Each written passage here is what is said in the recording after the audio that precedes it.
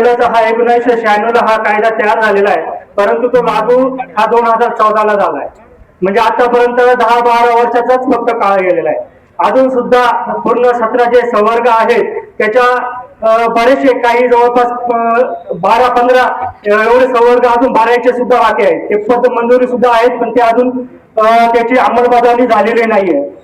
जर आपण पेसा संदर्भात जर खोलात गेलो तर पेसा कायदा हा फक्त नोकरीचा विषय नाही, तर पेसा कायदा हा आदिवासी समाजाचं जे शासन आहे, स्वतःच जे शासन आहे करण्यासाठी एवढी संविधानामध्ये जी तरतूद केलेली आहे त्याचं सरकारच्या माध्यमातून नेहमी उल्लंघन केलं जात आहे. आज सरकार एवढं खोलापर्यंत गेलंय की आदिवासी समाजाचे विरोधातले निर्णय या सरकारने केलेले आहेत. उदाहरण जर सांगितलं गेलं तर आदिवासी समाजाच्या ज्या जमिनी आहेत ते भाडे तत्वावर द्यायच्या.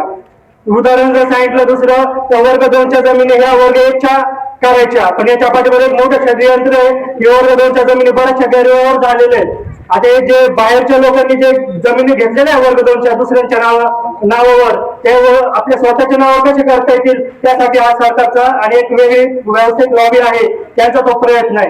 याचं उदाहरण जर म्हटलं गेलं तर आता शेजारचा जुन्नर तालुका आहे, आडुशी गाव आहे, तिथं एक अदानीचा एक प्रोजेक्ट येतोय. मला सांगा, आपल्याला एखादी गोष्ट जर पेसा क्षेत्रामध्ये जर करायची असेल तर आपल्याला एनओसी मिळतात का? एखाद्या जर आपल्याला इंडस्ट्री टाकायची असेल तरी मिळत नाही, पण या अदानी वगैरे या ज्या मोठमोठे व्यावसायिक आहेत त्यांना कसं काय या परवानगी मिळतात? हे शोधत काय की आपल्या नुसत्या नोकऱ्या बळकून राहिले, आपल्या स्वतःच जे आपल्या जमीन आहेत ते सुद्धा बळकावत आहेत, आपल्या नोकऱ्या बळकावतायत, आपल्या मुलांचं शिक्षण बळकावतायत.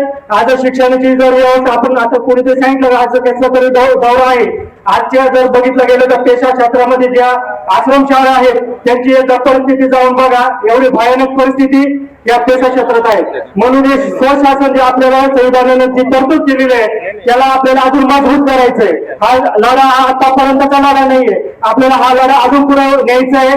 आणि एक सर्वांना जेवढे आता जमलेला आहे सर्व आदिवासी समाजातील जेवढे सामाजिक कार्यकर्ते असतील, विद्यार्थी असतील, यांनी अजून हा पेसा कायदा कसा मजबूत होईल हा आपल्या गावातील लोकांपर्यंत पोहोचवा, एवढी मी सर्वांना या मोर्चाच्या माध्यमातून एक विनंती करतो. आणि एकत्र आलात त्याबद्दल मी तुमचं सर्वांचं हार्दिक हार्दिक अभिनंदन करते. मी 2-3 घोषणा देते आणि बाकी बोलते.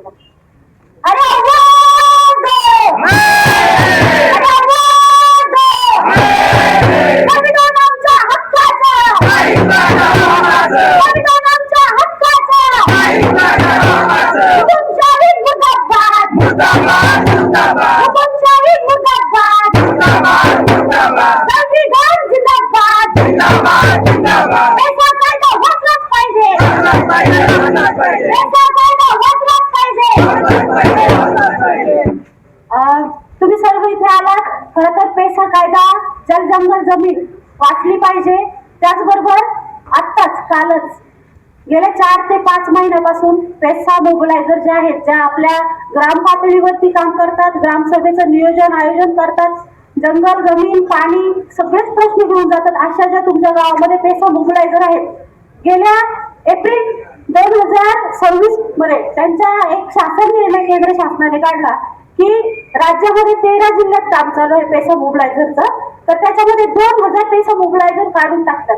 आणि त्याचा संघर्ष म्हणून आम्ही सर्वांनी अधिकारी राष्ट्रीय मंच, महाराष्ट्र राज्य पेसा मोबिलायझर संघर्ष समिती सातत्याने प्रयत्न करतोय.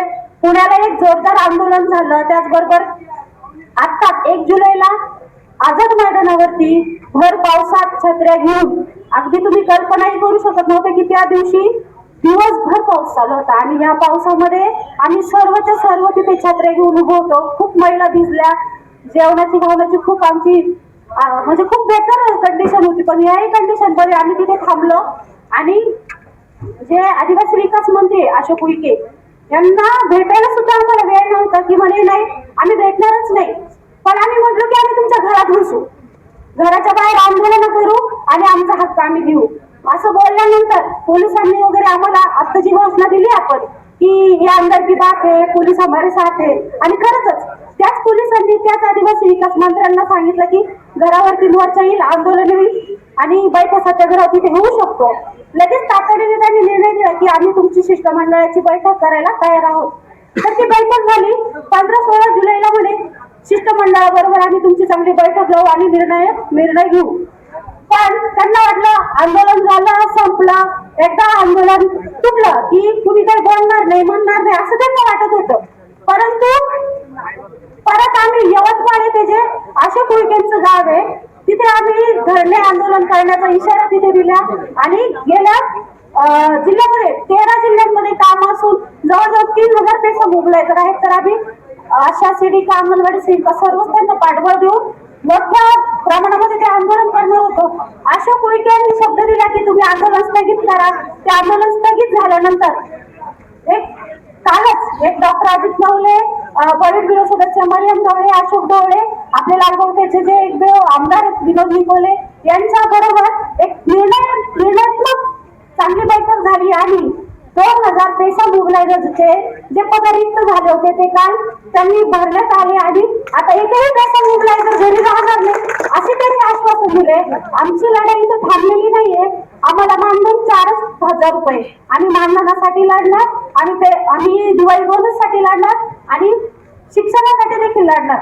तर भगिनींनो आणि बंधूंनो एकत्र जर आलं तर आपले सगळेच कायदे आपल्याला वाचवता येईल. फक्त एकत्र येणं गरजेचं आहे. गर्दी जर बघितली तर गर्दी पण हलते. एवढं बोलते थांबते. इन्क्लाब बिरसा मुंडा की, क्रांतीवीर राघोजी भांगरांचा, डॉक्टर बाबासाहेब आंबेडकरांचा, छत्रपती शिवाजी महाराज की.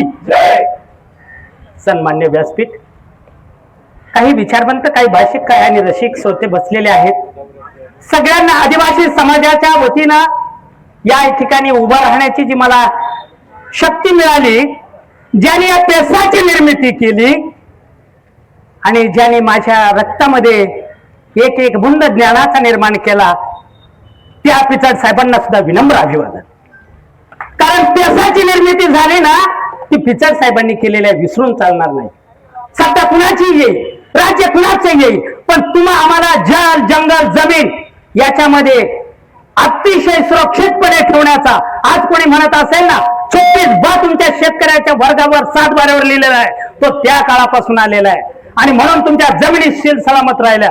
जन्मापासून तर मृत्यूपर्यंतची कुंडली तुमची जी तयार झाली ती, त्या नाव घेतलं तर अवघड ठरणार नाही. शरद पवार आणि पिचड साहेब होते, या 2 व्यक्तींनी तो निर्माण केला आणि खऱ्या अर्थाने त्यांचं श्रेय हे त्यांना दिलं पाहिजे. हे माझं महत्वाचं वाक्य आहे.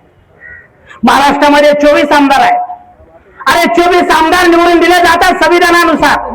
तिथे यांना आरक्षण आवश्यक असतं. तिथून त्यांना त्यांच्या कायद्यामध्ये बसलं जातं. मग ज्या वेळेस समाजावर घात होतो ना, त्यावेळेस यांचं आरक्षण कुठे गायब होतं. अरे पायात नसतो रे पायतान, बाजाराला नसतो रे आणा. पायात नसतो रे पायतान, बाजाराला नसतो रे आणा. पोटाची आग विझवण्यासाठी, ज्ञानाचा दिवा पेटवण्यासाठी आदिवासी फिरतो रे रानावना, आदिवासी फिरतो रे रानावना. अरे कोण म्हणतो होत नाही आणि कोण म्हणतं देत नाही. अरे संविधानामध्ये सुद्धा डॉक्टर बाबासाहेब आंबेडकरांबरोबर बिरसा मुंडा, जयपाल सिंग मुंडा होते आणि घटना समितीमध्ये तो निर्णय घेतला आणि त्यावेळेस खऱ्या अर्थाने आपण साक्ष झालेलो. मूर्ख नव्हते समाज, परंतु 1,20,00,000 आदिवासी जनता आहे. त्यामधून 24 आमदार निवडले जातात आणि त्या 24 आमदार विधानसभेमध्ये बसून काय करतात.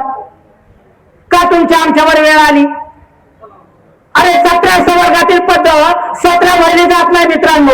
आपण 17 संवर्ग म्हणतोय. का म्हणतोय? 17 संवर्ग म्हणतच नाहीत.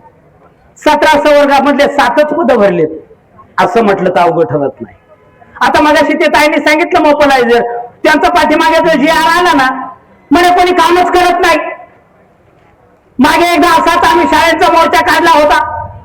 13-14 शाळा बंद झाल्या म्हणजे मला असं वाटतं या सत्तापिपासू लोकांना फक्त काय आवश्यक आहे, पेसातून नको, पेसातून घेतले नाही तर 3 वेळेस नंतर ती कॅटेगरीची जागा ओपन होते आणि मग ती ओपनला मिळते. म्हणजे बिंदू नामांकन यांना वापरायचं नाही. आणि मग माझा आदिवासी माणूस शिकला, सवरला, संघटित झाला आणि कुठेतरी प्रवाहामध्ये येत असेल तर तो मागे कसा जाईल. मग त्याचं मूळ कारण कोणतं असेल? तर शिक्षण. आंबेडकर वादामध्ये असं म्हटलेलं आहे, शिक्षण वाघिणीचं दूध आहे, जो पितो तो गुरगुरल्याशिवाय राहत नाही. अरे मान्य गुरगुरायला तुम्ही त्याला जिवंतच ठेवत नाही. अरे माझ्या जयपाल सिंग मुंडाने नव्हे, बिरसा मुंडाने त्या डोंगरा टेकडीवर तुमच्यासारखे ठराविक कार्यकर्ते, ठराविक लोक एकत्र केले होते आणि त्यांना इंग्रजांना कोळो की सोळो करून सोडलं. त्याचबरोबर अनेक घटना करून रक्ताचे पाठ वाहिले, पण ते माझे हातले नाहीत. इथं गर्दी नाही पण दर्दी आहे, तेव्हा मात्र विसरून चालणार नाही. कारण ज्याच्या मनामध्ये, यांच्या ध्यानामध्ये, यांच्या स्वप्नामध्ये मी आदिवासी आहे याची जाणीव आहे. माझ्या मित्रांनो, तरुणांना आणि नोकरदार वर्गांनो, आज तुम्ही जे बोलताय ना तो पैसा कायदा ठेवला, जमीन जाग्यावर राहिली, बरोबर नोकरी राहिली, नोकरी शिकली, माझं काम संपलं म्हणून मी इकडे फिरकून पाहत नाही. कारण माझी गरज संपलेली आहे. गरज सर्व वैद्य मरो, तुमची गरज संपली, पण तुमच्या लेकरांची जेव्हा गरज येईल ना, तेव्हा खऱ्या अर्थानं तुम्हाला पैसाची जाणीव.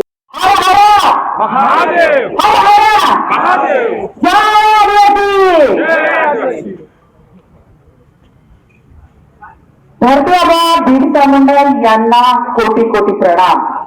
त्याचबरोबर सह्याद्रीच्या ठाण्यावर या पवित्र भूमीमध्ये आज मला 2 शब्द बोलण्याची संधी दिलेली आहे. ते माझे राघोजी भांगरे यांना विनम्र अभिवादन. बाबासाहेब आंबेडकर, भारतरत्न डॉक्टर बाबासाहेब आंबेडकर, क्रांतीबाई ज्योतिबा फुले यांनाही विनम्र अभिवादन करून आज पैसा क्षेत्रातील या आक्रोश मोर्चासाठी आपण समाज बांधव म्हणून संघटित झालेलो आहोत. आज आपण या तहसील कार्यालयावर आहोत आणि तहसीलदारांना आपण निवेदन देणार आहोत. पैसा क्षेत्रातील माझ्या विद्यार्थ्यांना, माझ्या कामगार बंधूंना आज कामावरून त्यांनी काढलेलं आहे. पैसा क्षेत्रातील गावातील विद्यार्थी आहेत. तर माझं एवढंच या समाजातील आमदारांना विनंती आहे. मला ते दादांनी सांगितलं की आमदारांचाच मेल तुटतंय, वरून उड्या मारतात, काय करतायत. पण त्या आमदारांना कोण निवडून दिलं? आपण निवडून दिलं. आज 25 आमदार आज या आदिवासी जमातीवरती निवडून गेलेले आहेत आता पवित्र विधान भवन मध्ये.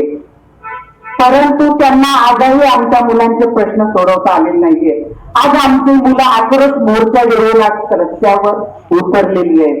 त्या क्रांती त्यांना, माझ्या त्या आमदारांना एवढीच मी पाहते, त्यांना माझी एवढीच विनंती आहे की आज तुम्हाला आम्ही विधान भवन मध्ये का पाठवलेले आमचे प्रश्न सोडवण्यासाठी. तुमच्यामध्ये आम्ही डॉक्टर बाबासाहेब आंबेडकर शोधतोय, तुमच्यामध्ये आम्ही क्रांतीवीर शोधतोय. मग कुठे गेले आमचे 25 मागासवर्गीय आमदार? आज आमचे प्रश्न सोडवण्यासाठी तुम्हाला त्या पवित्र विधान भवन मध्ये आम्ही पाठवलेला आहे ना. मग आज आमची मुलं रस्त्यावर का उतरलेली आहे? आज पैसा क्षेत्रातील आमच्या मुलांना न्याय मिळावा यासाठी आज आम्ही आज आक्रोश मोर्चामध्ये आज सहभागी होऊ, त्या मुलांसाठी न्याय मागत आहोत. आज न्याय अधिवेशनही गेलं तरी सुद्धा तुम्ही त्यांचा विचार केलेला नाहीये. पूर्वी काळात जर उन्हाळी अधिवेशन, आता हिवाळी अधिवेशन, तरी पावसाळी अधिवेशन गेलं त्यातही तुम्ही आमचे प्रश्न मांडलेले नाहीये.